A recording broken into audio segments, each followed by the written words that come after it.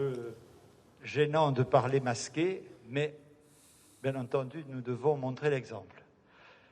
Donc, je suis venu aujourd'hui en Guyane, accompagné d'Olivier Véran, ministre de la Santé, de Sébastien Lecornu, ministre des Outre-mer.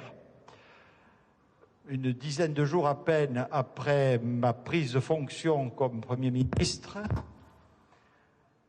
pour deux raisons.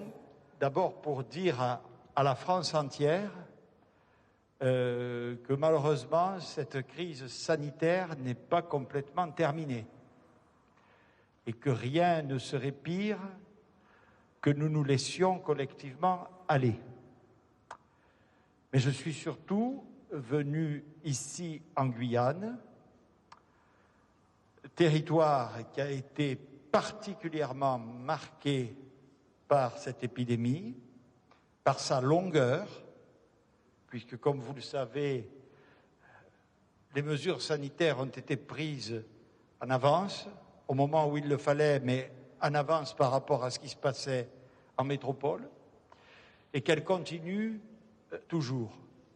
Même si, ça n'a rien à voir avec ma visite, j'ai pu constater et entendre auprès des professionnels que vous êtes que les statistiques sont plutôt sur la voie de l'amélioration et de la décélération.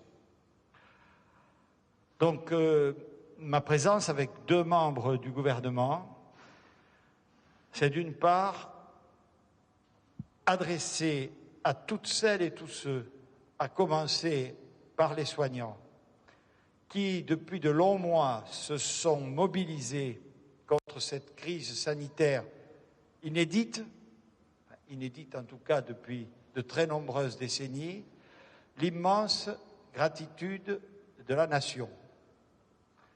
Vous avez démontré votre courage, votre sens du service public ici, dans un centre hospitalier,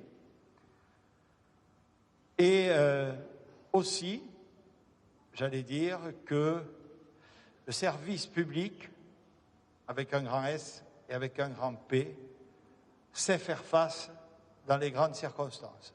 Et ça, pour les représentants de l'État, mais pour l'ensemble des Françaises et des Français, cela a été une source et ça demeure d'immense fierté.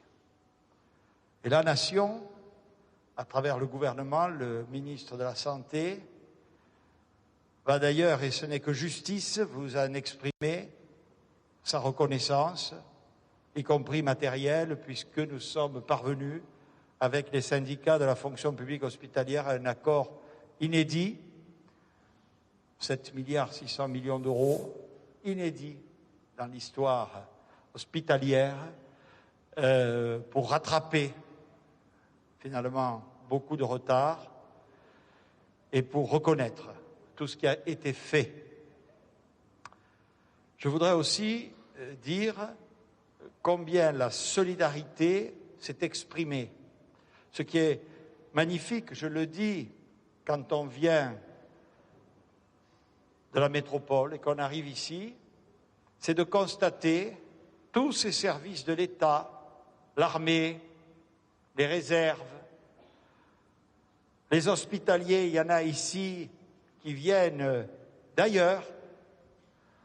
Ça, je vous assure que quand on est aux responsabilités qui sont les miennes, ça fait un immense sentiment de fierté. Vous voyez, ça veut dire que la Guyane, c'est pas la porte à côté, c'est magnifique, mais il faut venir. Et j'ai vu depuis ce matin des gens venir de partout, sans se poser de questions, le sens du devoir, de l'abnégation. Mais ça fait plaisir de se dire que c'est ça aussi la France.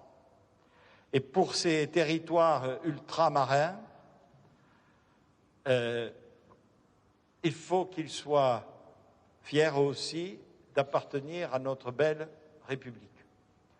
Je le disais, mesdames et messieurs, cette crise sanitaire n'est pas terminée. Elle a de surcroît, vous le savez, en qualité de citoyen, entraîné une crise économique et sociale.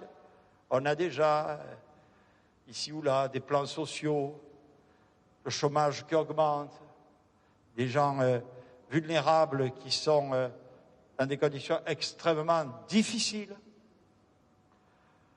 L'État, là aussi, a fait face pendant la crise pour les accompagner, pour les aider. Il va falloir continuer à soutenir l'économie parce que vous le savez, le virus est dangereux, il est même mortel, mais une grave crise économique et sociale peut entraîner des dégâts tout aussi dramatiques. Et c'est une nouvelle fois notre volonté de nous en sortir ensemble, ici en Guyane, partout en France, en Europe, dans le monde, et qui nous permettra de passer, de surpasser, de surmonter ce phénomène exceptionnel. Et qui sait, peut-être plus fort. En tout cas, je suis certain que vous, chacune et chacun d'entre vous,